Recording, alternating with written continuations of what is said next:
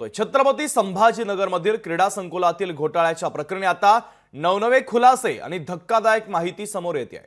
उपसंचालकांच्या पत्राशिवाय बँकेची नेट बँकिंगला अनुमती दिल्याचं प्रकरण आता समोर आलंय। इतर सामान्य ग्राहकांना नेट बँकिंगसाठी फॉर्म अर्ज बंधनकारक असताना कोट्यवधी रुपयांचा निधी असलेल्या विभागीय क्रीडा समितीच्या खात्याला अधिकृत नसलेल्या ईमेल आयडी वरूनच परवानगी दिल्यानं आता गंभीर प्रश्न उपस्थित झालेत। बँकेच्या कुठल्या अधिकाऱ्याच्या आयडी वरून ही परवानगी दिली गेली याची माहिती सादर करायच्या सूचना करत इंडियन बँकेच्या वरिष्ठांना चौकशीसाठी आता पाचारण करण्यात आलेलं आहे। तर या प्रकरणामध्ये अनेक धक्कादायक खुलासे आता समोर येत आहेत। आरोपीला पोलिसांनी अटक केलेली आहे। छत्रपती संभाजीनगरमधील क्रीडा संकुलातील घोटाळ्याच्या प्रकरणी आता आणखीन काही धक्कादायक माहिती समोर आली आहे। उपसंचालकांच्या पत्राशिवाय बँकेच्या नेट बँकिंगला अनुमती दिल्याचं आता समोर आलंय। तर इतर सामान्य नागरिकांना आणि ग्राहकांना नेट बँकिंगसाठी अर्ज बंधनकारक असतो, मात्र कोट्यवधी रुपयांचा निधी असलेल्या विभागीय क्रीडा समितीच्या खात्याला अधिकृत नसलेल्या ईमेल आयडी वरूनच परवानगी देण्यात आलेली आहे।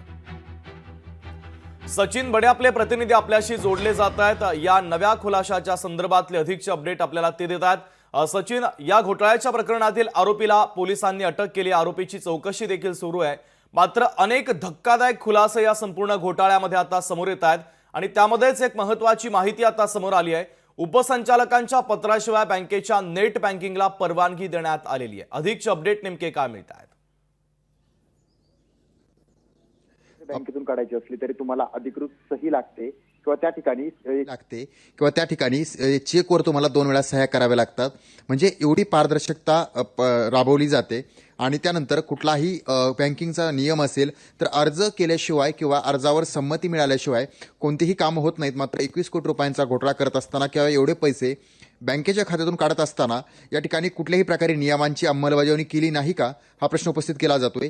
कारण या ठिकाणी हर्षकुमार क्षीरसागर यानं 21 कोटी रुपये काढले, ते खर्च केले। मात्र हे पैसे काढत असताना या ठिकाणी सुरुवातीला जो काही अर्ज केलेला होता तो फेटाळण्यात आला, मात्र दुसरा अर्ज केला, त्यानंतर परवानग्या मिळाल्या आणि परवानग्या मिळाल्याच्या नंतर या ठिकाणी अधिकृत मेलचा उपयोग असेल किंवा ज्या पद्धतीनं खात्यातून पैसे काढण्यात आले, पैसे खर्च करण्यात आले, मग त्यावेळेस बँकेनं सहकार्य कसं केलं किंवा ज्या मेल आय डीवरून हे सर्व काय पाठवण्यात आलेलं होतं ते मेल आय डी जे आहे ते कोण हाताळत होतं, हा प्रश्न उपस्थित केला जातोय। कारण हा संपूर्ण जो काय घोटाळा आहे हा तांत्रिकदृष्ट्या जर पाहायला गेला तर म्हणजे या ठिकाणी डिजिटल उपकरणांचा सुद्धा उपयोग करण्यात आलेला आहे।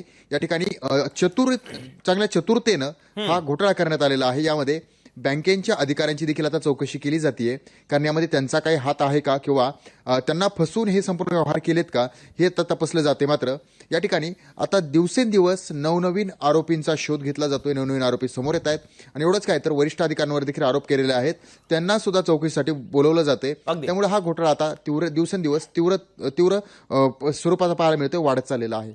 अगदी सचिन, अत्यंत महत्त्वाचे अपडेट या बातमीच्या संदर्भातले दिलेले आहेत। तुर्तास धन्यवाद। लोकशाही मराठी ऐका, पहा, जागरूक रहा।